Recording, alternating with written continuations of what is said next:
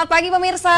Ya, selamat pagi. Apa kabar pemirsa TVR Parlemen dimanapun Anda berada? Berjumpa lagi dalam program TVR 09 bersama saya Dadi Ramadan dan juga rekan saya. Saya Rini Reski. Pemirsa, dalam 30 menit ke depan kami akan sajikan kepada Anda sejumlah berita nasional khususnya dari sudut pandang DPR RI sebagai referensi Anda dalam memahami dinamika politik, hukum, ekonomi, sosial, dan juga budaya di Indonesia. Dan pemirsa TVR Parlemen, inilah TVR 09 edisi Selasa maksud kami 28 Februari 2023.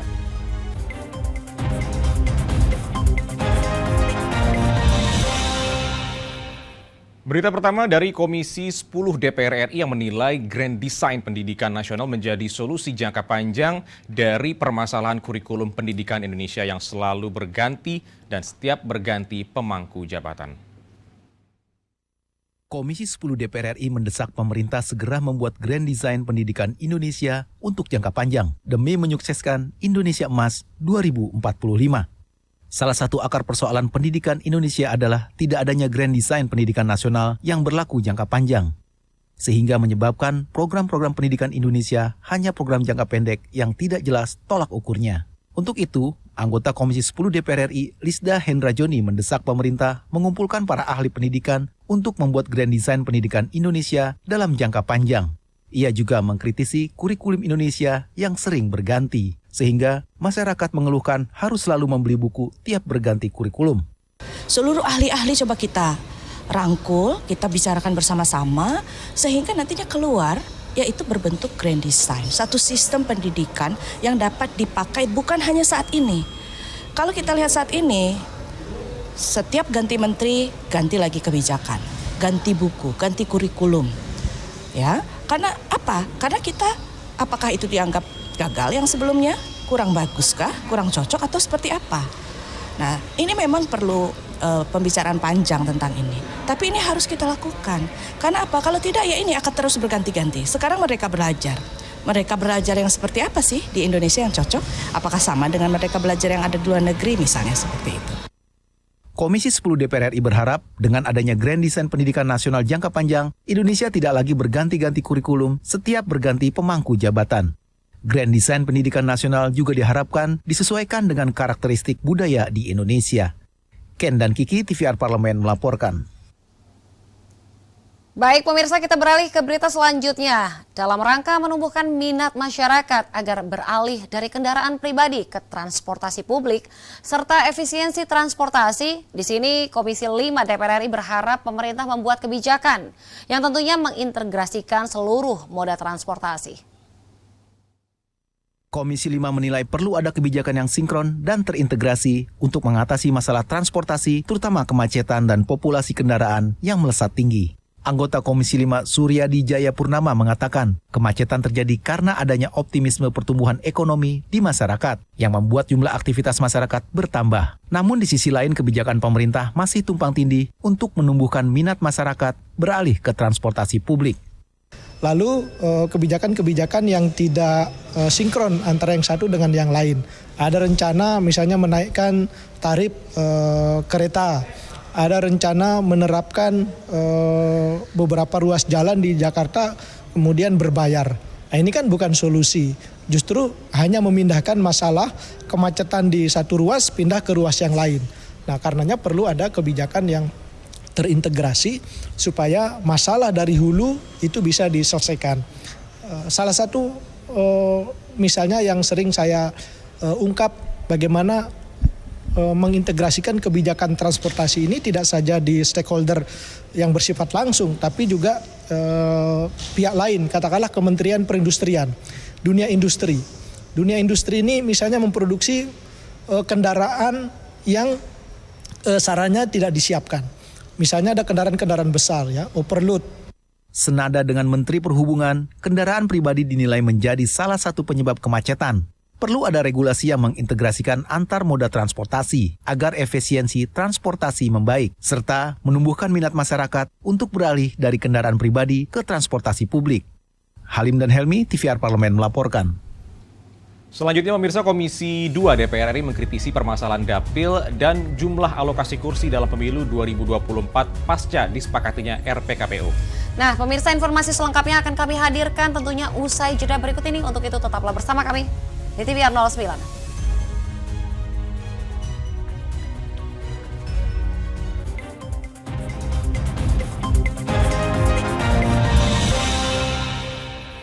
Utang-utang dulu saya. Mereka yang tidak cukup paham teredukasi bagaimana menyuarakan aspirasi demi memperoleh jawaban. Sini ditambang untuk seperti itu, warga sini tidak mengizinkan. Sebab apa? Itu menyangkut isi perut kami semua. Hadir menelisik mulai dari hulu ke hilir. Mengapa?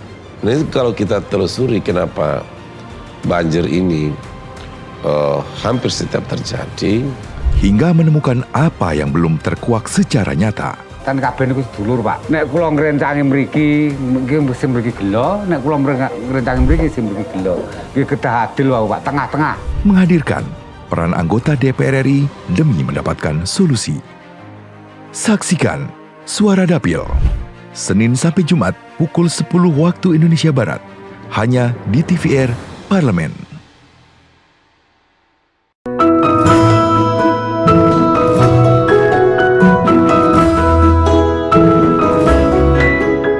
Perempuan Parlemen mengungkap sisi kehidupan pribadi anggota DPR RI dan partisipasi perempuan dalam politik dan publik, keseharian dalam keluarga, dan usaha mewujudkan aspirasi masyarakat di setiap sidang sebagai wakil rakyat.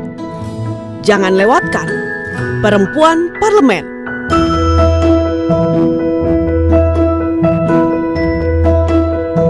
Hanya di TVR Parlemen.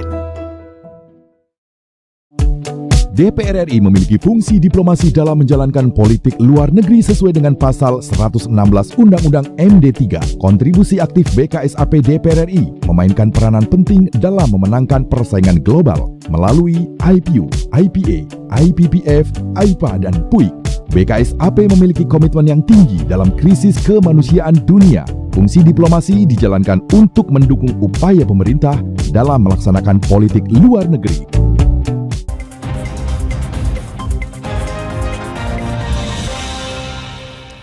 Baik pemirsa, kembali di TVR 09. Komisi 2 DPR RI meminta KPU Pusat berkoordinasi dengan KPU Kabupaten atau Kota dalam membuat kebijakan untuk mencegah permasalahan terkait penetapan dapil dan jumlah alokasi kursi jelang pemilu 2024. Pasca disepakatinya rancangan peraturan Komisi Pemilihan Umum atau RPKPU, Komisi 2 DPR RI menyoroti permasalahan dapil dan jumlah alokasi kursi jelang pemilu 2024 di Provinsi Sulawesi Selatan. Anggota Komisi 2 DPR RI Ihsan Yunus menilai salah satu hal yang harus diperhatikan adalah mengenai penentuan nama dapil, dikarenakan sebaran dapil yang ada bersifat sporadis. Ihsan meminta agar KPU sistematis dan terstruktur dalam menentukan nama-nama dapil tersebut. Paling tadi bicara masalah dapil saja, yang memang ada pertumbuhan penduduk di beberapa kabupaten, ada juga kekurangan di penurunan penduduk di beberapa kabupaten, tapi tadi sudah bisa diselesaikan, cuma masalah nama saja. Ya, kalau dapil insya Allah tidak berubah, kursi tidak berubah, cuma permasalahan dapil yang harusnya karena dapilnya agak sebarannya sporadis, maunya dikasih nama 1, 2, 3, 4 sesuai dengan arah jarum jam tadi. Anggota Komisi 2 DPR RI Muhammad Toha mengatakan KPU harus melakukan langkah antisipasi terhadap potensi masalah yang mungkin terjadi. Salah satunya dalam hal penentuan nama-nama dapil. Urutan dapilnya, ya. Jadi misalkan ada 5 dapil begitu. Itu dapil 1, 2, 3, 4, 5 itu sama 5, akan tapi geografinya atau secara geografis itu agar supaya urut, ya, dan mereka bisa menjalankan tugas KPU Bawaslu itu dengan lebih baik, itu ditata lagi secara geografisnya. Dari Makassar, Sulawesi Selatan, Rangga Wijaya, TVR Parlemen melaporkan. Kuasa hukum DPR RI menjelaskan, DPR RI dan juga Presiden telah melakukan kajian secara mendalam baik secara filosofis maupun sosiologis terkait batasan usia untuk diangkat dan juga dipilih menjadi pimpinan KPK. menjawab gugatan terhadap Undang-Undang KPK pasal 29 huruf E yang mengatur batas usia untuk dapat diangkat dan dipilih menjadi pimpinan KPK, yaitu paling rendah 50 tahun dan paling tinggi 65 tahun pada proses pemilihan. Kuasa hukum DPR RI Supriyansa menjelaskan batas usia bagi pimpinan KPK tersebut masih relevan dan tidak diskriminatif.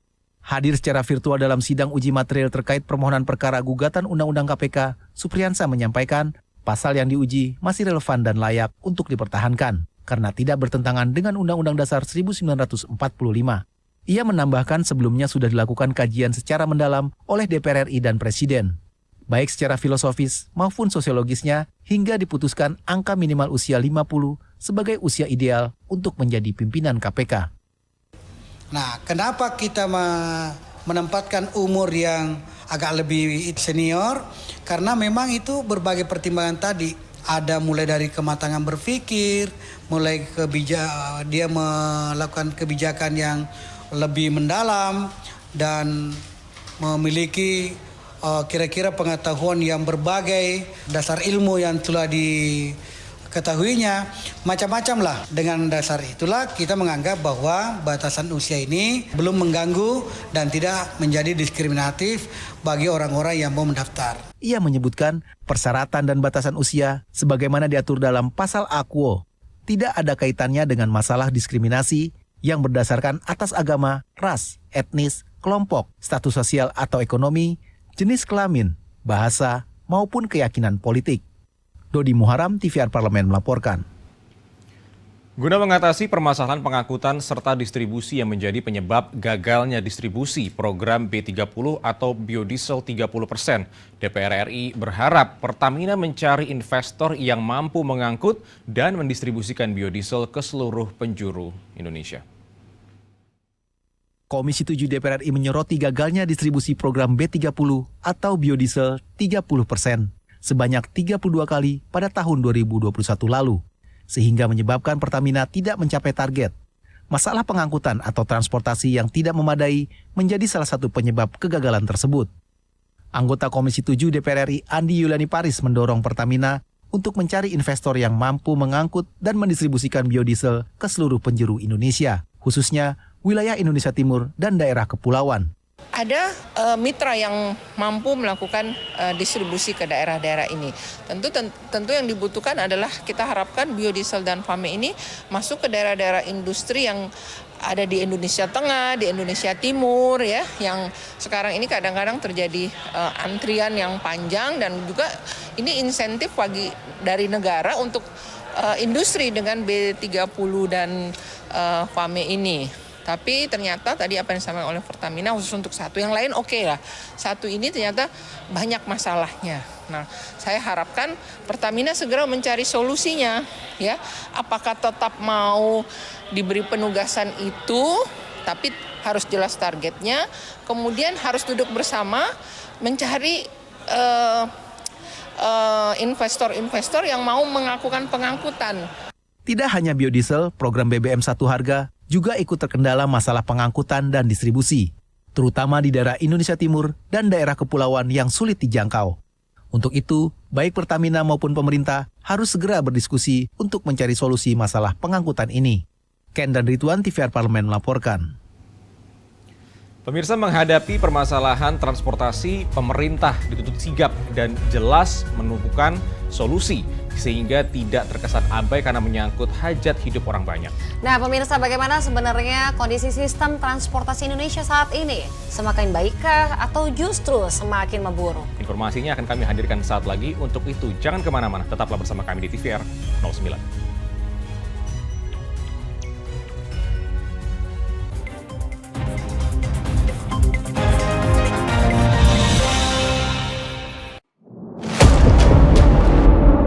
Sini ditambang. Konflik yang terjadi. Warga sini tidak mengizinkan. Masalah yang tersisihkan menjadi kesenjangan sosial. Ya, namanya rakyat kecil gak bisa apa-apa, mau komplain juga gak didengar. Sebab apa? Itu menyangkut isi perut kami semua. Bagaimana memutus keterbatasan untuk didengar? Jadi kalau misalnya masyarakat sudah merasa tidak lagi ada yang memperjuangkan aspirasinya, maka masyarakat memang sangat berhak untuk meminta dewan yang mewakili mereka di parlemen. Kami menyusuri batas-batas peristiwa, mengurai berbagai polemik yang terjadi, meluruhkan suara-suara marginal, menjadi nyata dalam setiap aspirasi, melaksanakan tugasnya sebagai wakil rakyat. Saksikan aksi Dewan segera hanya di TVR Parlemen.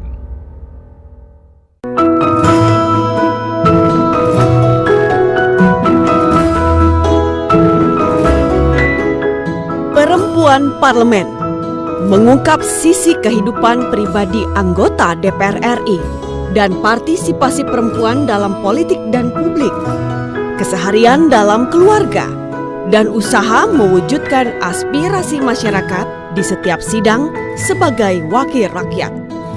Jangan lewatkan Perempuan Parlemen.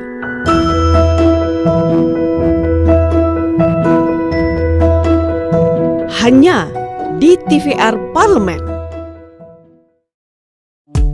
DPR RI memiliki fungsi diplomasi dalam menjalankan politik luar negeri sesuai dengan pasal 116 Undang-Undang MD3. Kontribusi aktif BKSAP DPR RI memainkan peranan penting dalam memenangkan persaingan global melalui IPU, IPA, IPPF, IPA, dan PUIK.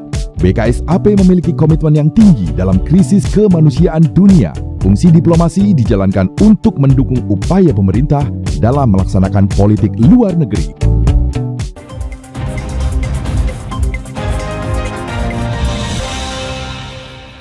Baik pemirsa, secara umum dalam 5 tahun belakangan pemerintah telah membangun infrastruktur yang amat masif, termasuk dalam hal transportasi. Tentunya pemirsa, kemacetan yang terjadi di berbagai kota besar di Indonesia umumnya disebabkan oleh melesatnya jumlah kendaraan pribadi.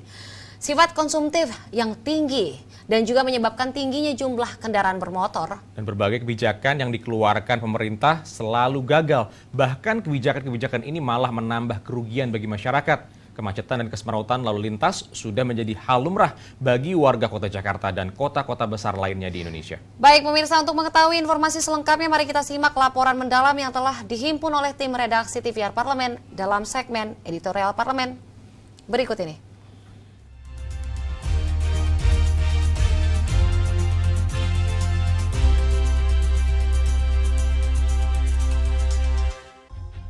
Membahas masalah transportasi yang terjadi di Indonesia tidak akan ada habisnya. Seolah-olah ruwetnya masalah transportasi ini tak ada jalan keluarnya. Bagaikan benang kusut yang sulit untuk diurai kembali, permasalahan transportasi mulai dari kemacetan, buruknya kondisi angkutan umum, serta ditambah tidak layaknya infrastruktur penunjang transportasi menjadi momok bagi pemerintah dalam menanggulangi permasalahan ini.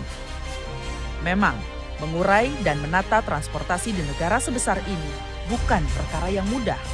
Namun, bukan pula suatu hal yang mustahil dilakukan. Pemerintah Republik Indonesia dituntut sigap dan jelas menemukan solusi, sehingga tidak terkesan abai karena persoalan ini menyangkut hajat hidup orang banyak. Di berbagai kota besar yang ada di Indonesia, masalah transportasi ini sudah sangat parah hingga menimbulkan dampak kerugian seperti materi, tenaga, dan waktu bagi masyarakat.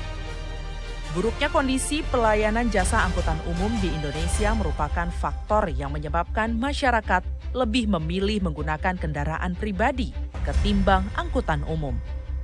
Padahal di negara maju seperti Jepang, masyarakat di sana lebih memilih menggunakan angkutan umum ketimbang menggunakan kendaraan pribadi. Kondisi ini sangat bertolak belakang dengan yang terjadi di Indonesia, terutama di kota-kota besar. Pemerintah dinilai masih melahirkan kebijakan yang tumpang tindih dan mencela-mencele untuk menumbuhkan minat masyarakat beralih ke transportasi publik. Perlu ada kebijakan yang sinkron dan terintegrasi untuk mengatasi masalah transportasi, terutama kemacetan dan populasi kendaraan yang melesat terlalu tinggi. Pribadi. Lalu kebijakan-kebijakan yang tidak sinkron antara yang satu dengan yang lain. Ada rencana misalnya menaikkan tarif kereta. Ada rencana menerapkan beberapa ruas jalan di Jakarta kemudian berbayar. Nah, ini kan bukan solusi. Justru hanya memindahkan masalah kemacetan di satu ruas pindah ke ruas yang lain. Nah, karenanya perlu ada kebijakan yang terintegrasi supaya masalah dari hulu itu bisa diselesaikan. Selain itu, perlu ada regulasi khusus yang mengatur kepemilikan kendaraan pribadi agar masyarakat lebih tertib dan tidak asal membeli kendaraan hanya karena mampu, sehingga kemacetan di kota-kota besar dapat lebih tertangani. Tapi harusnya misalnya seperti di Jepang, untuk bisa membeli mobil kedua, mereka ada persyaratan khusus. Apakah dia sudah menyiapkan tempat parkirnya? Gitu. Jangan sampai nanti dia parkir di gang, akibatnya macet lagi gitu. Nah, kebijakan semacam ini perlu dibuat. Oleh karena itu pembenahan sektor transportasi ini harus menyeluruh sebagaimana di negara-negara yang lain. Jadi pemerintah kita harus siap menanggung beban. Jangan sampai beban pemerintah ini ditanggung oleh rakyat, termasuk di sektor transportasi. Rakyat sudah bayar pajak ya ketika membeli kendaraan. Ya, ada pajak balik nama, ada pajak bahan bakar. Nah, harapannya dari pembayaran pajak itu digunakan untuk membenahi fasilitas infrastruktur dan berbagai hal yang terkait dengan kelancaran transportasi.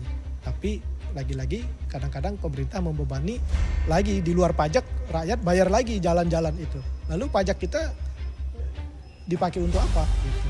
Agar kemudian tidak kayak di Jakarta lah.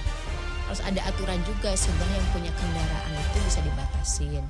Atau kalau yang tidak punya garasi ya tidak boleh. Jadi persyaratan bagi yang punya kendaraan, boleh memiliki kendaraan harus punya garasi. Di Jakarta ini orang lebih gampang beli mobil ketimbang beli rumah. Orang banyak punya mobil tapi tidak punya rumah sehingga parkirnya di pinggir-pinggir jalan. Itu real terjadi ya. Makanya regulasinya harus ditata betul gitu kan. Untuk meningkatkan peminat transportasi umum, diperlukan upaya-upaya yang terpadu dan terencana. Pemerintah perlu memperbaiki fasilitas di terminal bus dan stasiun kereta, serta meningkatkan kualitas transportasi umum itu sendiri. Peningkatan pelayanan transportasi umum merupakan hal yang sangat penting bagi keberlangsungan dan kemajuan suatu kota atau negara. Meningkatkan pelayanan transportasi umum tidak hanya akan memberikan keuntungan bagi masyarakat, tetapi juga bagi pemerintah. Namun, segudang aturan terkait penyelenggaraan transportasi umum saja tidaklah cukup. Yang menjadi masalah di lapangan adalah sejauh mana pemerintah dan Pemda berpihak pada transportasi umum yang aman, murah, nyaman, dan berkeselamatan untuk mobilitas rakyat kebanyakan. Jika tidak dilakukan upaya serius dan terintegrasi, tentunya masyarakat tak akan pernah beranjak dari penggunaan kendaraan pribadi. Untuk itu, inilah saat yang tepat bagi pemerintah untuk mulai mengurai benang kusut yang sudah lama menyusut. Tim Liputan TVR Parlemen melaporkan.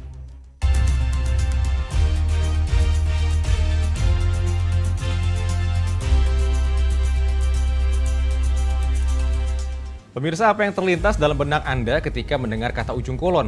Taman Nasional, Banten, atau Badak Berjula 1? Nah, kalau cuma itu saja pemirsa, berarti pemirsa belum update nih.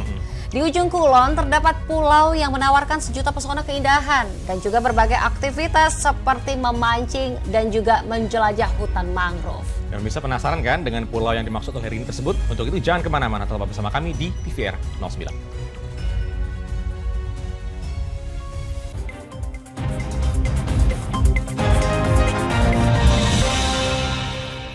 Utang-utang dulu saya. Mereka yang tidak cukup paham teredukasi bagaimana menyuarakan aspirasi demi memperoleh jawaban. Sini ditambang untuk seperti itu, warga sini tidak mengizinkan. Sebab apa itu menyangkut isi perut kami semua. Hadir menelisik mulai dari hulu ke hilir. Mengapa? Nah, kalau kita telusuri kenapa banjir ini hampir setiap terjadi, hingga menemukan apa yang belum terkuak secara nyata. Kan kabeh niku sedulur, Pak. Nek kula ngrencangi mriki, mesti mriki gelo, nek kula ngrencangi mriki mesti mriki gelo. Nggih kedah adil wae, Pak, tengah-tengah. Menghadirkan peran anggota DPR RI demi mendapatkan solusi. Saksikan Suara Dapil, Senin sampai Jumat pukul 10 waktu Indonesia Barat, hanya di TVR Parlemen. DPR RI memiliki fungsi diplomasi dalam menjalankan politik luar negeri sesuai dengan pasal 116 Undang-Undang MD3. Kontribusi aktif BKSAP DPR RI memainkan peranan penting dalam memenangkan persaingan global melalui IPU, IPA, IPPF, AIPA, dan PUIK. BKSAP memiliki komitmen yang tinggi dalam krisis kemanusiaan dunia. Fungsi diplomasi dijalankan untuk mendukung upaya pemerintah dalam melaksanakan politik luar negeri.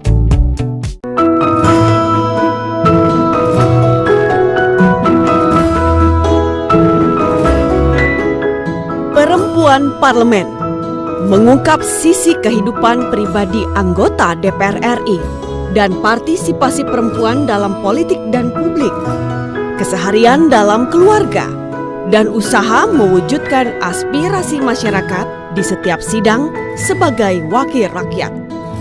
Jangan lewatkan Perempuan Parlemen.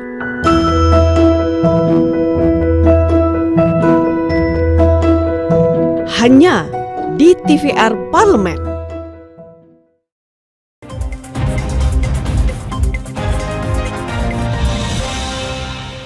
Terima kasih pemirsa, Anda masih menyaksikan TVR 09. Tadi kita berbicara tentang Taman Nasional Ujung Kulon pemirsa yang memiliki gugusan pulau-pulau kecil yang juga memiliki keindahannya masing-masing. Nah pemirsa, kalau kita berbicara tentang Taman Nasional Ujung Kulon, tentunya di situ adalah salah satu pulau yang akan kita bahas kali ini adalah Pulau Handelem. Apa sih istimewanya Pulau Handelem pemirsa? Nah Rini dan juga pemirsa, sini Pulau Handelem ini merupakan pulau yang kaya akan keragaman jenis mangrove dan inilah yang menjadikan pulau ini masuk ke dalam salah satu warisan dunia UNESCO bersama dengan Pulau Panaitan dan Pulau Pecang. Tentunya Dadi, selain kaya akan mangrove, kira-kira apa lagi sih yang menarik dari Pulau Handelem ini? Tanpa berlama-lama pemirsa, langsung saja kita simak informasi seputar Pulau Handelem dalam segmen Intips, Informasi dan Tips berikut ini.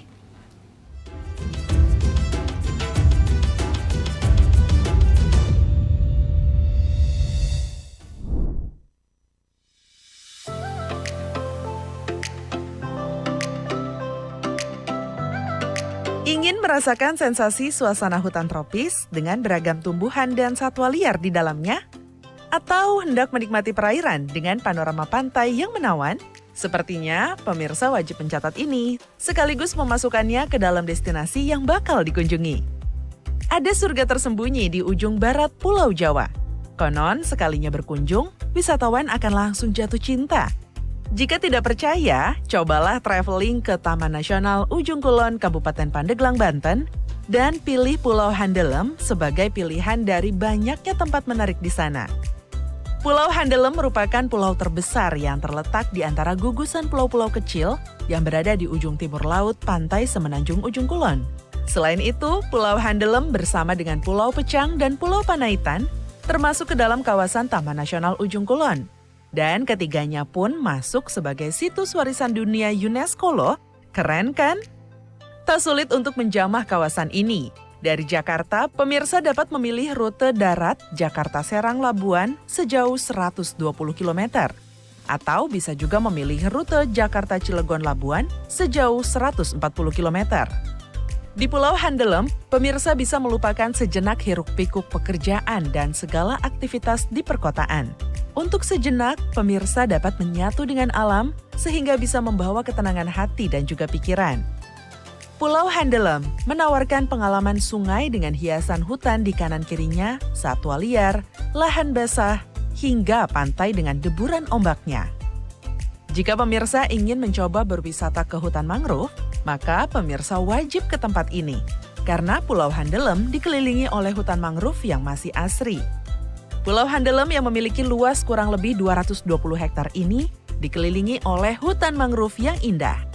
Pulau Handelem merupakan zona hutan mangrove paling besar di antara zona lainnya di kawasan Ujung Kulon. Bersampan atau berkanoria menyusuri aliran sungai Cigenter sembari menikmati pemandangan hutan hujan tropis sepanjang sungai. Tentu amat sangat mengesankan.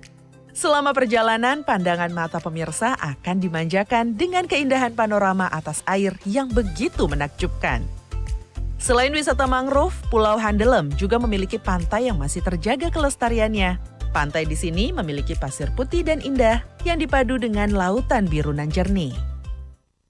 Kegiatan seru lainnya yang bisa pemirsa lakukan di Pulau Handelem adalah menyusuri Sungai Cigenter menggunakan kano atau sampan kecil. Mengayuh sampan di sungai ini sensasinya tidak berbeda jauh dengan di Sungai Amazon loh pemirsa. Sekedar peringatan aja nih, untuk berkano di Sungai Cigenter ini pemirsa harus menyiapkan nyali yang besar. Pasalnya, di sepanjang aliran sungai ini, pemirsa akan disuguhi pemandangan yang tidak biasa dari penampakan hewan-hewan liar di bantaran sungai, hingga ular-ular yang bergelantungan di pepohonan pinggir sungai. Meski begitu, pengalaman susur Sungai Cigenter tentunya tidak akan mudah pemirsa lupakan.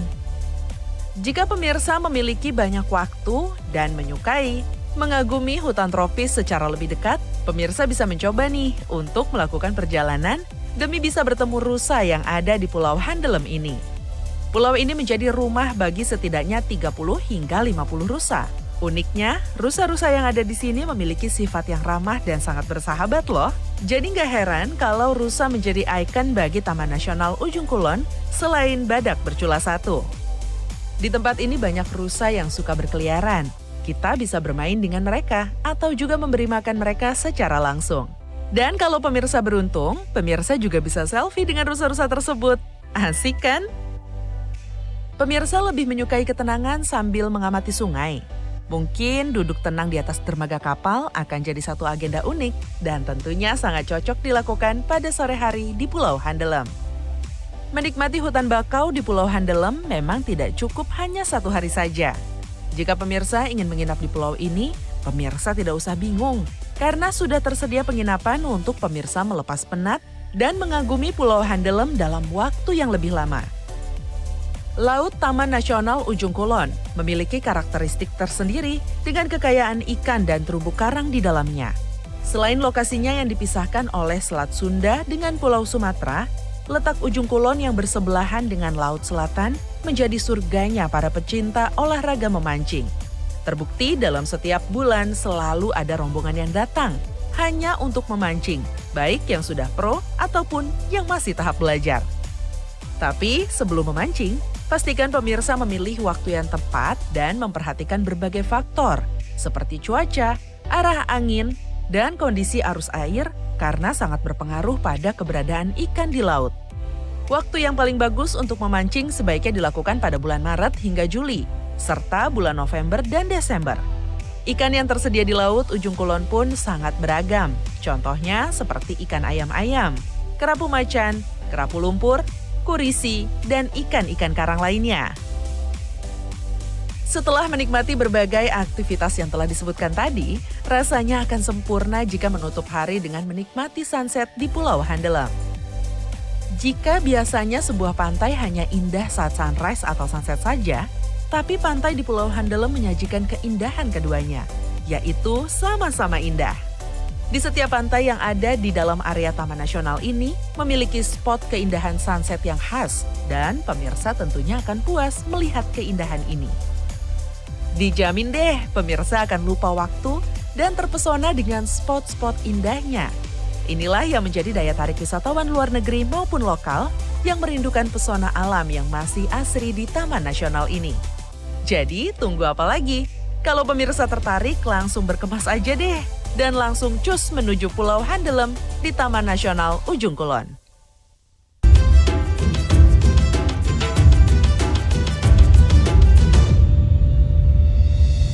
Dan di penghujung acara kami informasikan kepada Anda bahwa saat ini DPR RI sedang memasuki masa reses, di mana seluruh anggota Dewan kembali ke daerah pilihannya masing-masing untuk melaksanakan fungsi representasi DPR, menyerap dan menghimpun aspirasi masyarakat, serta menindaklanjuti dan memberikan pertanggungjawaban kepada konstituen di daerah pemilihannya. Namun pemirsa, sejumlah agenda serta program DPR RI lainnya masih dapat Anda saksikan secara langsung di TVR Parlemen melalui kanal utama, kanal komisi, dan juga kanal alat kelengkapan Dewan lainnya yang dapat Anda akses di tvr.dpr.go.id.